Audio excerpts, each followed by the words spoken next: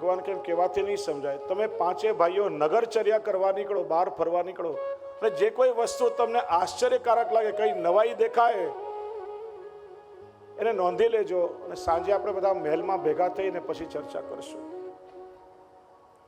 યુધિષ્ઠિર જઈ રહ્યા હતા. એમને જોયું રસ્તામાં એક તળાવમાં 2 સૂંઢ વાળો એક હાથી પાણી પી રહ્યો હતો. એક સૂંઢથી પોતાનું પાણી પી અને બીજી સૂંઢથી બીજા બધાનું પાણી પી જાય, કોઈને ના પીવા દે. એને આશ્ચર્ય થયું, આ કેવો હાથી છે? 2 સૂંઢ છે, પોતાનું પાણી પીએ છે, પણ બીજી સૂંઢથી બધાનું પોતે પી જાય છે. પણ કઈક આમાં રહસ્ય હોવું જોઈએ. નોંધી લીધું. ભીમસેન જતા હતા.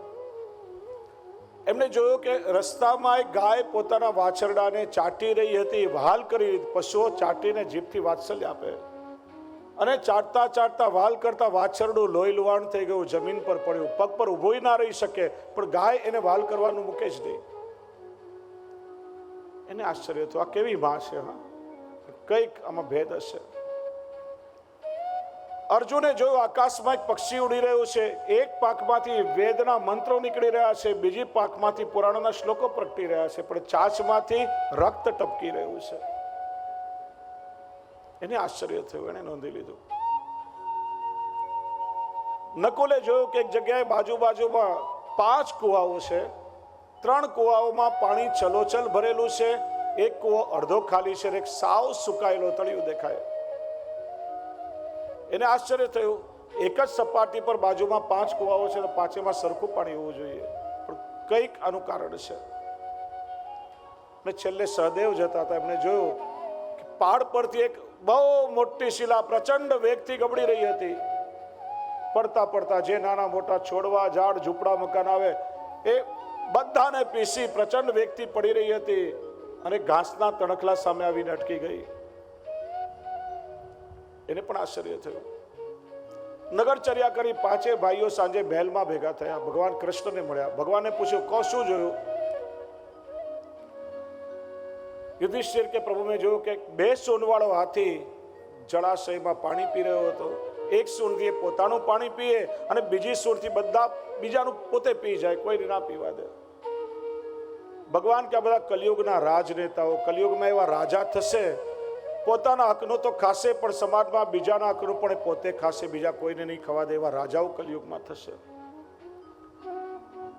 ભીમે કહ્યું કે મેં જોયું કે ગાય વાછરડાને ચાટી રહી છે, વહાલ કરી રહી છે. ચાટતા ચાટતા વાછરડું લોહી લુહાણ થયું, જમીન પર પડ્યું, પગ પર ઊભું ના રહી શકે. પણ ગાયને વહાલ કરવાનું મૂકે જ નહીં. ભગવાન કે બધા કલિયુગના માતા પિતા પોતાના સંતાનોને કારણ વગર ખોટું વહાલ કર્યા કરશે. બાળકો કોઈ ખોટું કામ કરીને આવશે તો ઠપકો આપવાના બદલે ઉલટું એનું ઉપરાણું લેશે. સંતાનો પોકળ થશે, પગ પર ઉભા નહીં રહી શકે, છતાંય મા બાપ એને ખોટું વહાલ કરવાનું મૂકશે નહીં. અર્જુનને પૂછ્યું. અર્જુને કહ્યું કે પ્રભુ મેં જોયું એક પક્ષી ઉડી રહ્યું છે, ને એક પાંખમાંથી વેદના મંત્રો ને બીજી પાંખમાંથી પુરાણના શ્લોકો નીકળી રહ્યા છે, પણ એના મોઢામાંથી લોહી ટપકી રહ્યું છે. ભગવાન કે આ કલિયુગના બુદ્ધિજીવીઓ, એન્જિનિયરો, ડોક્ટરો, વકીલો, ધર્મના ઉપદેશકો પોતાના જ્ઞાનનો ઉપયોગ સમાજનું લોહી ચૂસવામાં કરશે. સહદેવને પૂછ્યું. એને કહ્યું એક જગ્યાએ 5 કુવા હતા. 3માં પાણી છલકાઈ રહ્યું હતું, એકમાં અડધો હતો, ને એક સાવ સુકાયેલો. ભગવાન કે આ કલિયુગની સમાજ વ્યવસ્થા, જેની પાસે ધન હશે એની પાસે ઘરમાં લક્ષ્મી ઉભરાતી હશે, રૂપિયા ક્યાં વાપરવા એની ચિંતા હશે. એક વર્ગ સમાજમાં એવો હશે કે પરિશ્રમ કરીને પોતાની આજીવિકા રળી લેશે, અને એક વર્ગ એવો હશે કે સવારે ઘરમાં જો ભોજન થઈ જાય તો સાંજે ચૂલો પેટાવીને શું રાંધવું એની ચિંતા હશે. આવી અસામાન્ય સમાજ વ્યવસ્થા કલિયુગમાં ઊભી થશે. છેલ્લે સહદેવે કહ્યું કે પ્રભુ મેં જોયું બહુ મોટી શિલા પ્રચંડ વેગથી પહાડ પરથી પડી રહી છે. રસ્તામાં જે કઈ હવે બધાને પીસી એ ઘાસના તડકલા સામે અટકી ગઈ.